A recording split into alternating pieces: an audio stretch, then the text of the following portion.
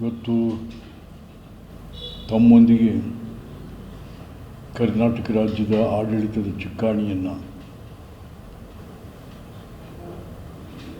ಹಿಡಿದಿರ್ತಕ್ಕಂಥ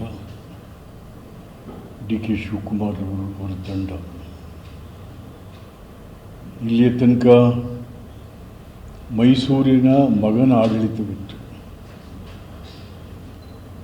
ಈಗ ಮೈಸೂರಿನ ಅಳಿಯನ ಆಡಳಿತ. ಶಿವಕುಮಾರ್ ನಮ್ಮೂರಿನ ಅಳಿಯ ಪೆಟ್ಟಿಗೆಗೂಡಿನಲ್ಲಿ ಮಾವನ ಮನೆ ಇರ್ತಕ್ಕಂಥದ್ದು. ಹಾಗಾಗಿ ನಮ್ಮ ಅಳಿಯನಿಂದ ಮೈಸೂರು ನಗರ ಜಿಲ್ಲೆಗೆ ಒಳ್ಳೆಯದಾಗುತ್ತೆ ಅಂತಕ್ಕಂಥ ಭರವಸೆ ಭಾವನೆಗಳು ನಮ್ಮಲ್ಲಿದ್ದಾವೆ. ಒಂದು ನಾವೆಲ್ಲ ಮೆಚ್ಚೋದು ಅಂತಂದರೆ, ಒಬ್ಬ ಸಾಮಾನ್ಯ ಕಾಂಗ್ರೆಸ್ ಕಾರ್ಯಕರ್ತ, ಯಾಕೆ ನಾನು ಅವರನ್ನು 84ನೇ ಇಸ್ವಿಯಿಂದ ನೋಡಿದ್ರು. ನಾನು, ಶ್ರೀನಿವಾಸ್ ಪ್ರಸಾದ್, ನಮ್ಮ ರೂಬಿ ಪ್ರಭು, ಅಲ್ಲಿಂದ ಒಬ್ಬ ಸಾಮಾನ್ಯ ಕಾರ್ಯಕರ್ತನಾಗಿ ಮುಖ್ಯಮಂತ್ರಿಯ ತನಕವೂ ಕೂಡ ಬೆಳೆದಂಥದ್ದು ಬಹಳ ವಿಶೇಷ.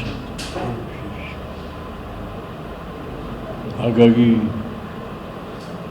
ಕಾಂಗ್ರೆಸ್ ಕಾರ್ಯಕರ್ತರ ದುಃಖ ದುಮ್ಮಾನಗಳನ್ನು ಕೂಡ ಅರ್ಥೈಸತಕ್ಕಂಥ, ಅದ್ರ ಜೊತೆಗೆ ಆಡಳಿತವನ್ನು ಕೂಡ ಅರ್ಥೈಸ್ತಕ್ಕಂಥ ಸ್ನೇಹಿತ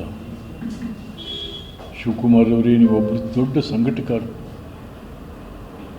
ಸಂಘಟನೆ ಮಾಡಿ ಆಗಿದೆ. ಆದರೆ ಇವತ್ತು ನೀವು ಆಡಳಿತ ಮಾಡಬೇಕು, ಭಾಳ ಮುಖ್ಯ.